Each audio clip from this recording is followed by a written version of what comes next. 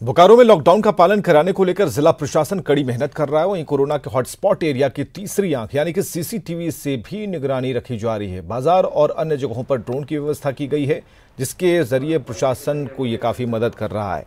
Bokaro DC ने तेलो, पिपराडीह और साड़म के लोगों को लॉकडाउन के दौरान प्रशासन का सहयोग करने के लिए न्यूज 18 के माध्यम से उन्हें धन्यवाद दिया।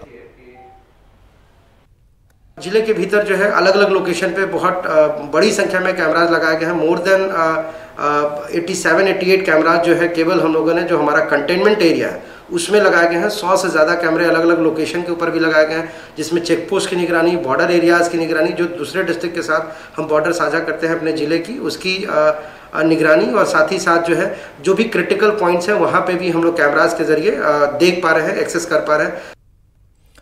बोकारो के लिए एक सुखद खबर सामने है। जब कोरोना के 9 मरीजों में से 4 मरीज स्वस्थ होकर डिस्चार्ज हो गए। दूसरी जांच रिपोर्ट नेगेटिव आने के बाद बीजीएच के डॉक्टर और कर्मियों ने ताली बजाकर उन्हें विदा किया।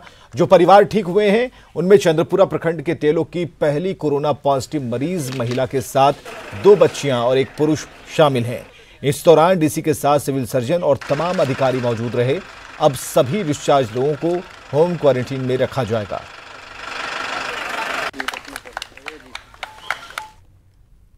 अब वो भी अपना जो अनुभव से गया है, गुजरा है, उसको वो अपने अनुभव को दूसरों से शेयर करेगा।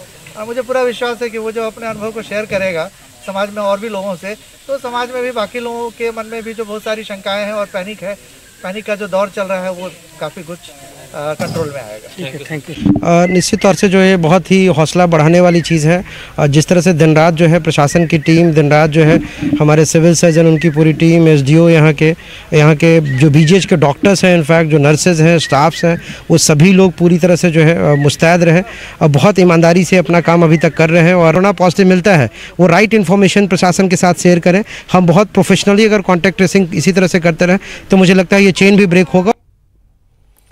और झारखंड में कोरोना की परछाई हर दिन लंबी होती जा रही है, लेकिन इससे फिलहाल रिम्स ही अकेला लड़ता और जूझता दिखाई देता है।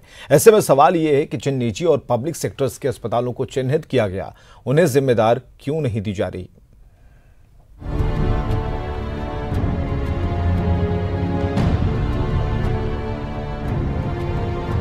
कोरोना से लड़ने के लिए राज्य सरकार ने पुख्ता स्वास्थ्य तैयारियों का दावा किया है। रिम्स के अलावा सीसीएल अस्पताल, पारस हॉस्पिटल और कलावती अस्पताल को कोविड सेंटर के रूप में चिन्हित किया है। बावजूद इसके रिम्स को छोड़कर किसी भी दूसरे चिन्हित अस्पताल में कोरोना पॉजिटिव मरीज तो दूर, किसी संदिग्ध को भर्ती भी नहीं रखा गया। जबकि रिम्स में आइसोलेशन वार्ड भरने के बाद अब संदिग्धों को डेंगू आइसोलेशन वार्ड में रखा जा रहा है।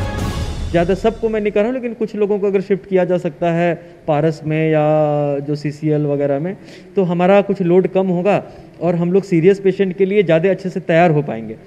आम लोगों की भाषा मतलब जिनको सिम्टम, खांसी, बुखार, ये तेज है लक्षण हैं, तो वो लक्षण वाले ही सिर्फ यहाँ आएंगे, बिना लक्षण वाले यहाँ नहीं आएंगे। क्योंकि जब तक हमारे यहाँ एक बेड भी खाली है तो हम वो प्रायोरिटाइज नहीं कर रहे हैं।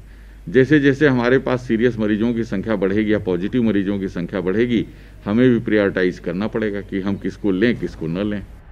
प्रदेश में हर दिन कोरोना पॉजिटिव मरीजों की संख्या बढ़ती जा रही है। पारस समेत दूसरे निजी और पब्लिक सेक्टर के अस्पतालों में संसाधनों पर पैसे भी खर्च किए जा रहे हैं, साथ ही सीएचओ की ड्यूटी भी लगाई जा रही है, लेकिन मरीजों को भर्ती नहीं किया जा रहा। ऐसे में अब सवाल ये उठने लगा है कि क्या सरकार ने महज दिखावे के लिए 3 निजी अस्पतालों को चिन्हित कर रखा है।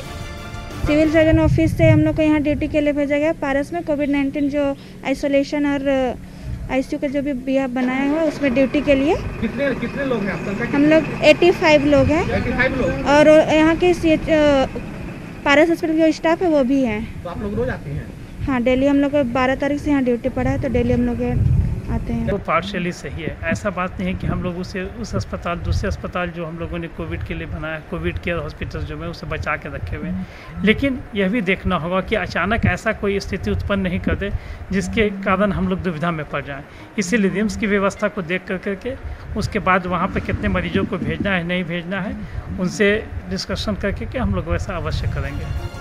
रिम्स के निदेशक समेत तमाम डॉक्टर्स मानते हैं कि कोरोना के खिलाफ लड़ाई लंबी है, लिहाजा सूबे के सबसे बड़े अस्पताल रिम्स पर दबाव कम किया जाए और उसे बड़ी लड़ाई के लिए आगे किया जाए। और ये तभी संभव है जब दूसरे चिन्हित निजी अस्पतालों के कंधों पर भी थोड़ा बोझ साझा किया जाए।